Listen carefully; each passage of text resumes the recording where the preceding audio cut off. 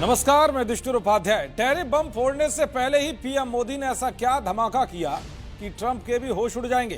Tariff के countdown के बीच PM Modi ने अचानक पूरे देश को क्या खुशखबरी दी कि पूरी दुनिया चौंक गई।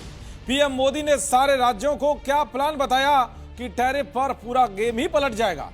आखिर टैरिफ लागू होने से कुछ घंटे पहले ही मोदी ने 100 देशों पर क्या बड़ा ऐलान किया है जिसने तहलका मचा दिया है। कहते हैं कि जब इरादे मजबूत हों तो दुनिया की कोई भी ताकत आपकी तरक्की की उड़ान को नहीं रोक सकती।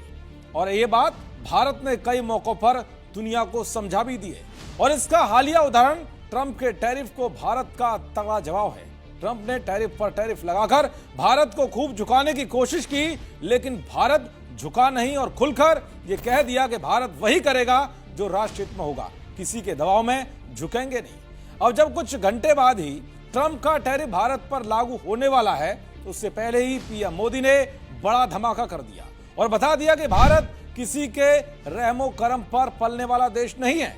उसके पास खुद की ताकत और तकनीक है जिसका लोहा पूरी दुनिया मानती है। दरअसल पीएम मोदी ने गुजरात में मारुति सुजुकी की इलेक्ट्रिक एसयूवी का प्रोडक्शन शुरू किया, लेकिन खास बात यह है कि इसे जापान, यूरोप सहित दुनिया के 100 से ज्यादा देशों में एक्सपोर्ट किया जाएगा। पीएम मोदी ने इसको लेकर क्या कुछ बताया, क्या कुछ बातें कही, जरा एक बार आप भी सुनिए। आज से भारत में बने इलेक्ट्रिक व्हीकल्स 100 देशों को एक्सपोर्ट किए जाएंगे। अब दुनिया के दर्जनों देशों में जो ईवी चलेगी उसमें लिखा होगा मेड इन इंडिया। इसी दशक में इलेक्ट्रॉनिक्स प्रोडक्शन लगभग 500% बढ़ा है। मोबाइल फोन प्रोडक्शन 2014 की तुलना में 2700% तक बढ़ गया है।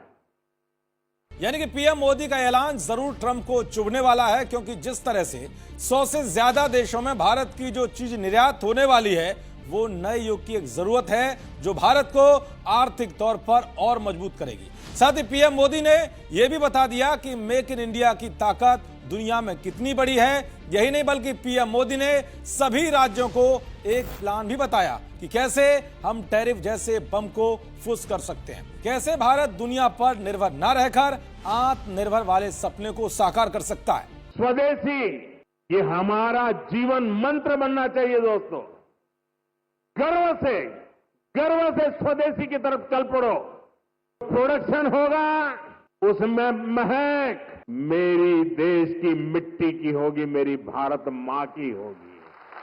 जो राज्य जितनी तेजी से अपनी पॉलिसीज को नीट एंड क्लीन रखता है, इफ्स एंड बट्स के बिना रखता है, तो इन्वेस्टर का विश्वास बढ़ता है। आज पूरी दुनिया भारत की तरफ देख रही है। ऐसे में कोई राज्य पीछे नहीं रहना चाहिए। हर राज्य ने अवसर लेना चाहिए। ऐसे कॉम्पिटिशन होगा हिंदुस्तान में आने वाले इन्वेस्टर को सोचने में तकलीफ हूं कि मैं इस राज्य में जाऊं कि उस राज्य में जाऊं। इतना क्लियर कट होना चाहिए कंपटीशन। इससे देश को लाभ होने वाला है। इन सेक्टर्स में हमने बेहतर परफॉर्म किया है, हमें उनमें और बेहतर करना है। जाहिर है कि भारत में अगर निवेश बढ़ेगा तो मेक इन इंडिया की ताकत बढ़ेगी, दूसरों पर निर्भरता भी कम होगी। तो वहीं पीएम मोदी ने दुनिया को बताया कि जापान के रिश्ते कैसे भारत के साथ मजबूत हुए हैं और इससे भारत के प्रति दुनिया का भरोसा कैसे और बढ़ेगा।